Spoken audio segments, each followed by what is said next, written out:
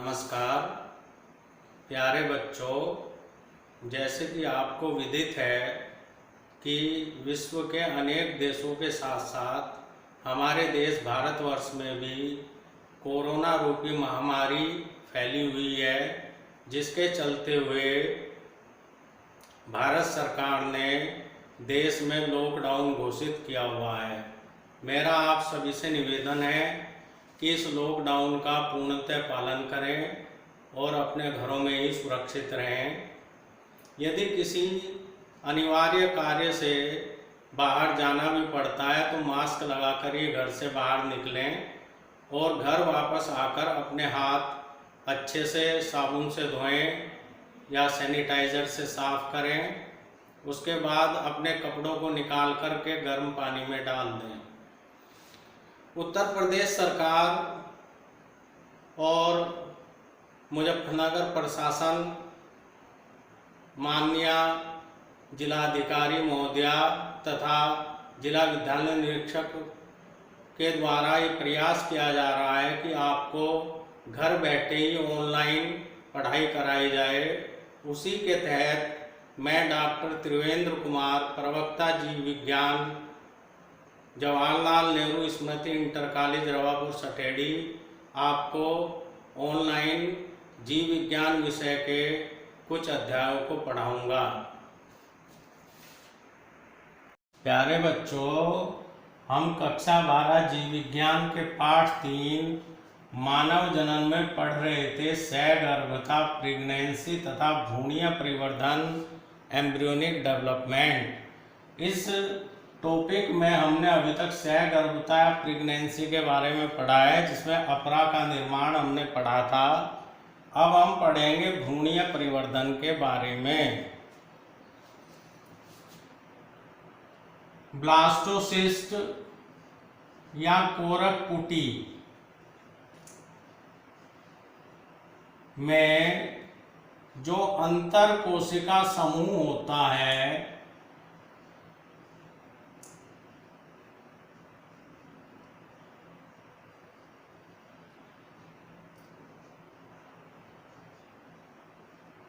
Inner cell mass,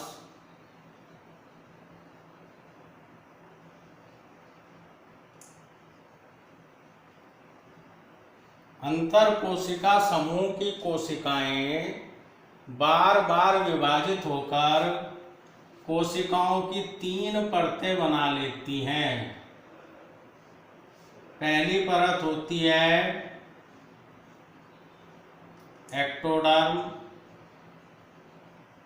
दूसरी परत होती है मेसोडर्म, तीसरी परत होती है एंडोडर्म। ब्लास्टोसिस्ट में जो इनर सेल मास, अंतर कोशिका समूह होता है, अंतर कोशिका समूह की कोशिकाएं बार बार विभाजित होकर कोशिकाओं के 3 स्तर बना लेती हैं। एक्टोडर्म को कहते हैं बाह्य त्वचा,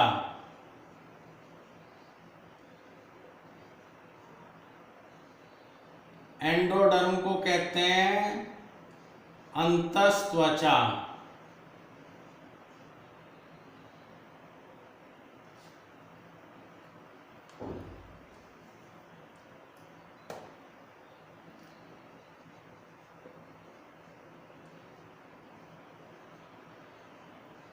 बाहर की परत को एक्टोडर्म या बाह्य त्वचा, सबसे अंदर की परत को एंडोडर्म या अंतस्त्वचा, और जो इन दोनों के बीच में होती है उसे कहते हैं मेसोडर्म या मध्यजन स्तर।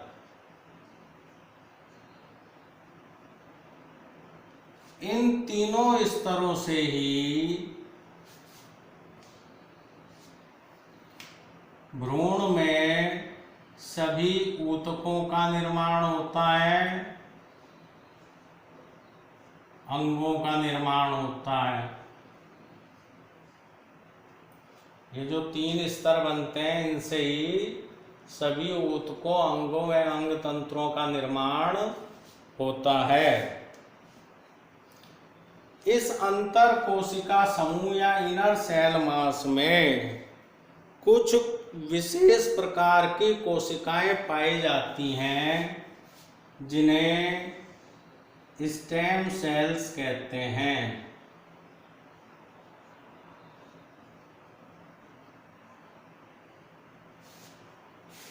कौन सी कोशिकाएं? Stem cells. इन कोशिकाओं में सभी प्रकार के ऊतकों तथा अंगों को बनाने की क्षमता पाई जाती है। अब आगे की बात करें, मनुष्य में सगर्भता या प्रेगनेंसी की अवधि 9 माह 9 मंथ्स होती है। सगर्भता की अवधि कितनी है? 9 माह।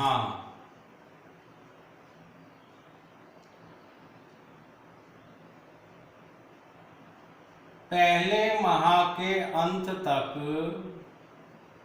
भ्रूण में हार्ट या हृदय का निर्माण हो जाता है। 1 माह के भ्रूण में हृदय का निर्माण हो जाता है, जिसे स्टेथोस्कोप की सहायता से डॉक्टर जो है उसकी धड़कन को महसूस कर सकते हैं। दूसरे माह के अंत तक भ्रूण में पाद, लिम्स व अंगुलियां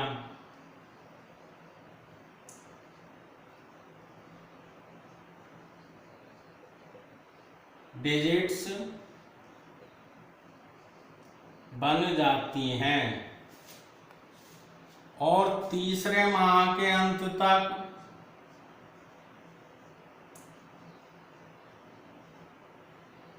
भ्रूण में लगभग सभी अंगों का अंग तंत्रों का निर्माण हो जाता है, जैसे पाद, बाह्य जननांग या बाह्य जननेंद्रिय, एक्सटर्नल जेनिटेलिया, बाह्य जनन अंग भी बन जाते हैं तीसरे माह के अंत तक। इन 3 माह के समय काल को कहते हैं पहली तिमाही।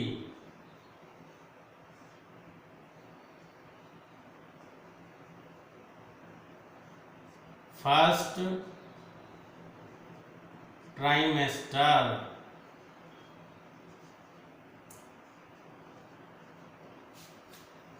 तो ये पहले 3 माह का विकास है भ्रूण का। पहले माह में हृदय बन जाता है, जिसे स्टेथोस्कोप की सहायता से जिसकी धड़कनों को महसूस किया जा सकता है। दूसरे माह में पाद और अंगुलियां बन जाती हैं। तीसरे माह के अंत तक सभी अंग तंत्र बन जाते हैं, जैसे पाद और बाह्य जनन अंग। 5वें माह के अंत तक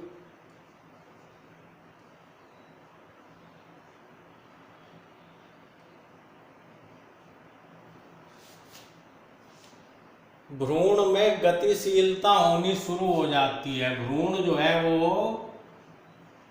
यूट्रस में गति करने लगता है, घूमने लगता है। इसके अलावा सिर पर बाल आ जाते हैं।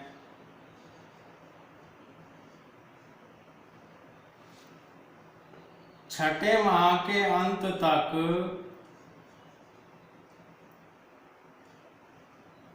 पूरे शरीर पर छोटे छोटे बाल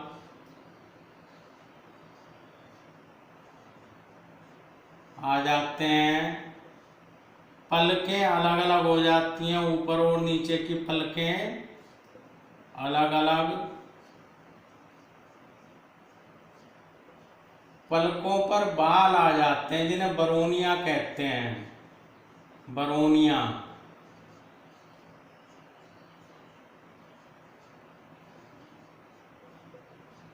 आईलैशेज, बरौनियां बन जाती हैं। ये दूसरी तिमाही की बात थी, दूसरी तिमाही, सेकेंड ट्राइमेस्टर, ये दूसरी तिमाही की बात थी, सेकेंड ट्राइमेस्टर। 5वें माह के अंत तक भ्रूण गति करने लगता है, सिर पर बाल आ जाते हैं। 6ठे माह के अंत तक पूरे शरीर पर छोटे छोटे बाल आ जाते हैं। ऊपरी और निचले पलकें एक दूसरे से अलग अलग हो जाती हैं, पलकों पर बरौनियां या आईलैशेज बन जाती हैं। 9वें माह के अंत तक गर्भ पूर्ण विकसित हो जाता है। 9th माह के अंत तक गर्भ पूर्ण विकसित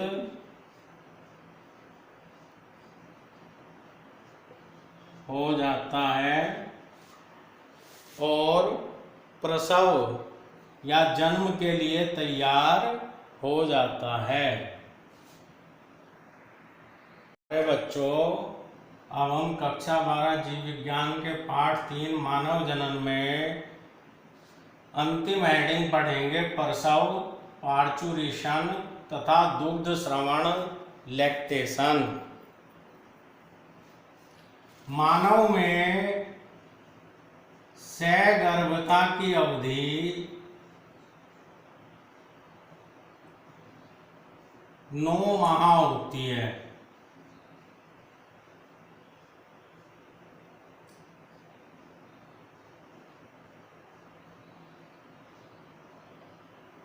सगर्भता प्रेगनेंसी का जो पीरियड है, ड्यूरेशन है, वो कितना है?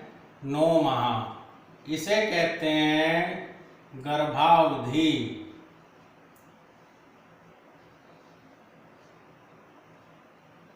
Gestation period.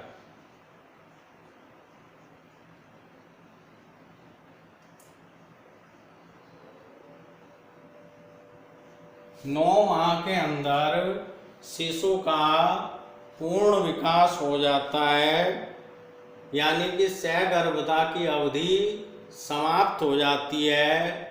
उसके पश्चात गर्भाशय में तीव्र संकुचन होते हैं। गर्भाशय जो है तेजी के साथ सिकुड़ता है, तीव्र संकुचन होते हैं। गर्भाशय का जो मध्य स्तर होता है, गर्भाशय पेशी स्तर, उसकी पेशियों में तेजी से संकुचन होते हैं। इन संकुचनों के कारण गर्भ या शिशु बाहर आ जाता है। गर्भ या शिशु के बाहर निकलने को प्रसव या पार्चुरेशन कहते हैं। यानी कि 9 माह की सगर्भता प्रेगनेंसी की अवधि या गर्भावधि गेस्टेशन पीरियड के बाद जब शिशु का विकास पूर्ण हो जाता है तो गर्भाशय के मध्य स्तर में पेशियों में तेजी से संकुचन होने लगता है। उन संकुचनों के परिणाम स्वरूप गर्भ या शिशु बाहर आ जाता है। इसे कहते हैं प्रसव या पार्चुरेशन। ये प्रक्रिया होती क्यों है? यह एक जटिल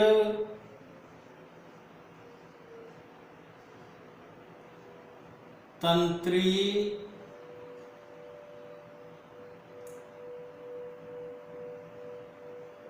अंतःस्रावी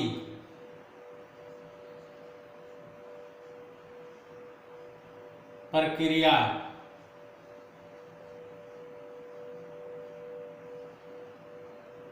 न्यूरो एंडोक्राइन मैकेनिज्म द्वारा प्रेरित होती है। जो प्रसव या पार्चुरेशन की प्रक्रिया है, ये एक जटिल तंत्री अंतःस्रावी प्रक्रिया न्यूरो एंडोक्राइन मैकेनिज्म द्वारा प्रेरित होती है। प्रसव के लिए संकेत कहां से उत्पन्न होते हैं? सिग्नल पूर्ण विकसित गर्भ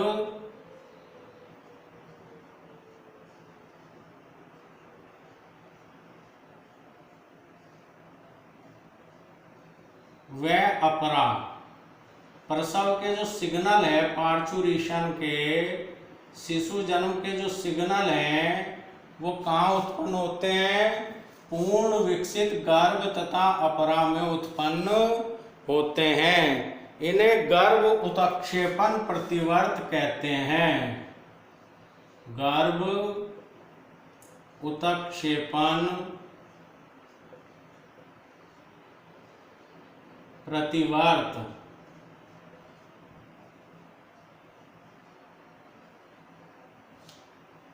अंग्रेजी में कहते हैं इन्हें foetal ejection reflex. Foetal ejection reflex. तो प्रसव के संकेत कहाँ उत्पन्न होते हैं? पूर्ण विकसित गर्भ और अपरा में, जिन्हें कहते हैं गर्भ उत्क्षेपण प्रतिवर्त। इनकी वजह से गर्भाशय की दीवार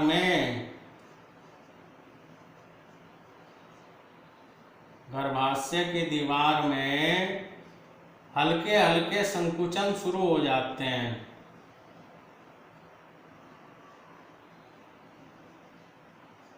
हल्के संकुचन, माइल्ड कॉन्ट्रैक्शन। गर्भाशय की दीवार जो है संकुचित होने लगती है, लेकिन वो संकुचन कैसे होते हैं? हल्के होते हैं। ये हल्के संकुचन माता की पीयूष ग्रंथि की पश्चपाली को, पोस्टीरियर पिट्यूटरी, माता की जो पीयूष ग्रंथि होती है उसकी पिछली पाली को ऑक्सीटोसिन हार्मोन स्रावित करने के लिए प्रेरित करते हैं। ये जो संकुचन है, हल्के संकुचन, ये क्या करेंगे? माता के पश्च पीयूष को ऑक्सीटोसिन हार्मोन स्रावित करने के लिए प्रेरित करेंगे। इस ऑक्सीटोसिन के कारण गर्भाशय में संकुचन तीव्र हो जाते हैं। गर्भाशय में तीव्र संकुचन हो जाते हैं शुरू।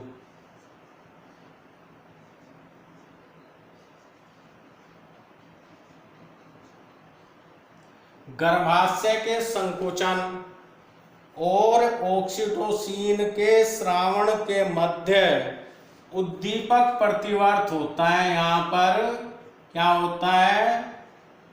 उद्दीपक प्रतिवर्त, स्टिमुलेटरी रिफ्लेक्स। यानी कि ऑक्सीटोसिन की वजह से गर्भाशय में संकुचन तेज हो गए।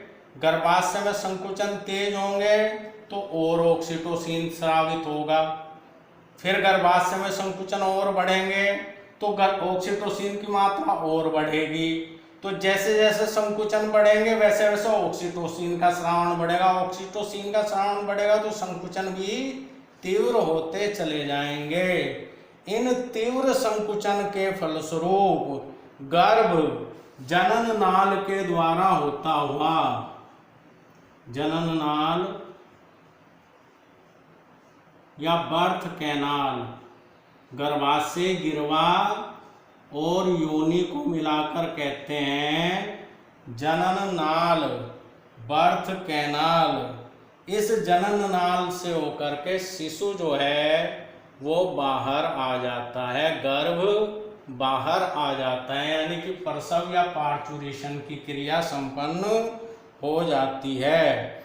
उसके पश्चात अपरा भी गर्भाशय से बाहर आ जाता है। अपरा प्लेसेंटा भी गर्भाशय से बाहर आ जाता है। तो ये हमने प्रसव की प्रक्रिया पढ़ी, पार्चुरेशन की प्रक्रिया हमने पढ़ा। जो मनुष्य है, मादा है मनुष्य में, उसमें सहगर्भता की अवधि कितनी है? 9 माह की, जिसे कहते हैं गर्भावधि या गेस्टेशन पीरियड। 9 माह के पश्चात गर्भाशयों में तीव्र संकुचन के कारण जो भ्रूण है या गर्भ है, अब उसे हम गर्भ कहेंगे, वो शिशु जो है वो बाहर आ जाता है। इसे कहते हैं प्रसव या पार्चुरेशन। प्रसव एक जटिल तंत्री अंतःस्रावी प्रक्रिया द्वारा प्रेरित होता है। प्रसव के संकेत पूर्ण विकसित गर्भ व अपरा में उत्पन्न होते हैं, जिन्हें गर्भ उत्क्षेपण प्रतिवर्त फीटल इजेक्शन रिफ्लेक्स कहते हैं। इनके कारण गर्भाशय की दीवार में हल्के संकुचन होने लगते हैं। ये हल्के संकुचन माता के पीयूष ग्रंथि को ऑक्सीटोसिन हार्मोन स्रावित करने के लिए प्रेरित करते हैं। ऑक्सीटोसिन के प्रभाव से संकुचन तेज होने लगते हैं। जितने संकुचन तेज होंगे ज़्यादा ऑक्सीटोसिन बनेगा और ज़्यादा संकुचन होंगे। ये एक प्रकार का उद्दीपक प्रतिवर्त है, स्टिमुलेटरी रिफ्लेक्स है। गर्भाशय में अत्यंत तेज संकुचन होने के कारण शिशु या गर्भ जनन नाल से होता हुआ बाहर आ जाता है, जिसे प्रसव या पार्चुरेशन कहते हैं। अब इसका जो बचा हुआ भाग है वो है दुग्ध स्रवण, लैक्टेशन।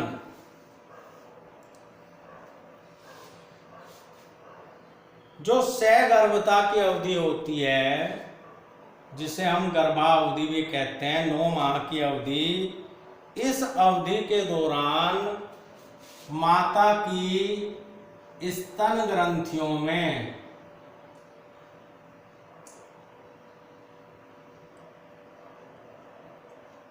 अनेक बदलाव होते हैं, अनेक परिवर्तन होते हैं। जो मेमरी ग्लैंड्स होती हैं एक जोड़ा, उन स्तन ग्रंथियों में सहगर्भता या प्रेगनेंसी के समय अनेकों परिवर्तन होते हैं, अनेकों बदलाव होते हैं, और प्रेगनेंसी या सहगर्भता के अंत तक स्तन ग्रंथियों में दुग्ध उत्पन्न होने लगता है। स्तन ग्रंथियों में दुग्ध उत्पन्न होने लगता है। इस प्रक्रिया को क्या कहेंगे? दुग्ध स्रवण, लैक्टेशन कहेंगे। तो जो 9 माह का सहगर्भता या प्रेगनेंसी का काल है, उस पीरियड में स्तन ग्रंथियों में काफ़ी बदलाव आते हैं, और सहगर्भता के अंत में स्तन ग्रंथियों से दुग्ध स्रावित होने लगता है, दुग्ध उत्पन्न होने लगता है। इसे कहते हैं दुग्ध स्रवण या लैक्टेशन।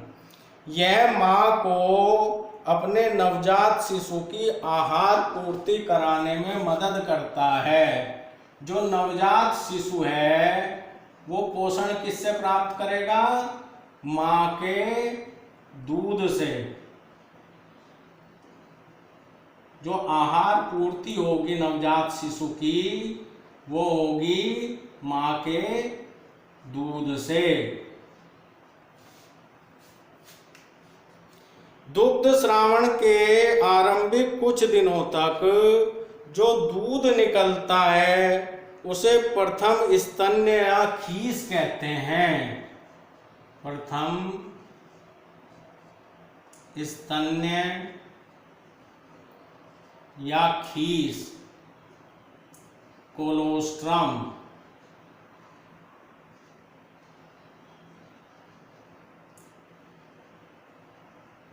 दुग्ध स्रवण के प्रारंभिक दिनों में माँ की स्तन ग्रंथियों से जो दूध निकलता है उसे क्या कहते हैं? प्रथम स्तन्य या खीस, कोलोस्ट्रम कहते हैं।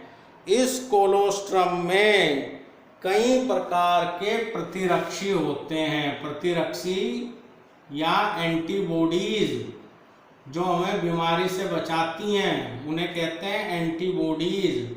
तो माँ से हमें दूध के द्वारा कई तरह की एंटीबॉडीज मिलती हैं, जैसे इसमें मुख्य है IgA। ये एंटीबॉडी शिशु को माँ के दूध से प्राप्त होती है और इसमें मुख्यतः जो प्रथम स्तन्य या खीस होता है उसमें प्रतिरक्षी प्रचुर मात्रा में पाई जाती हैं। इससे नवजात शिशु में रोगों से लड़ने की क्षमता विकसित होती है। एक स्वस्थ शिशु की वृद्धि एवं विकास के लिए प्रसव के बाद में कुछ माह तक शिशु को स्तनपान कराने की सलाह डॉक्टर देते हैं। इसीलिए डॉक्टर ये कहते हैं कि प्रसव के बाद में, शिशु जन्म के बाद में कुछ माह तक उसे माँ का दूध अवश्य पिलाना चाहिए, क्योंकि माँ के दूध से हमें कई प्रकार की प्रतिरक्षी या एंटीबॉडीज प्राप्त होती हैं, जैसे IgA, जो शिशु को रोगों से लड़ने के लिए प्रतिरोधक क्षमता प्रदान करती हैं। तो इस प्रकार से इस लेसन के सभी टॉपिक हम कवर कर चुके हैं।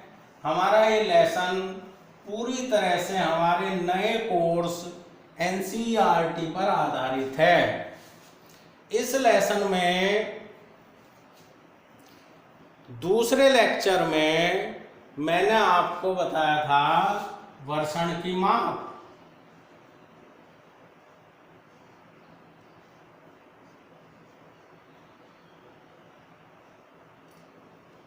वहां पर मैंने गलती से इसे शुक्राणु की माप बोल दिया था, तो आप इसे करेक्ट कर लेना। वर्षण की माप होती है लंबाई 4 से 5 सेंटीमीटर,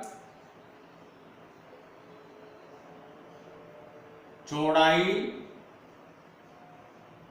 2 से 3 सेंटीमीटर,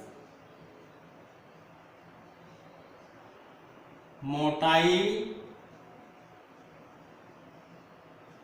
3 सेंटीमीटर। ये वर्षण की माप है, टेस्टिस की माप है, ना कि शुक्राणु की माप नहीं है, वर्षण की माप है। तो बच्चों इस प्रकार से हमारा ये जो लेसन है तीसरा, मानव जनन ह्यूमन रिप्रोडक्शन, ये पूर्ण होता है। धन्यवाद।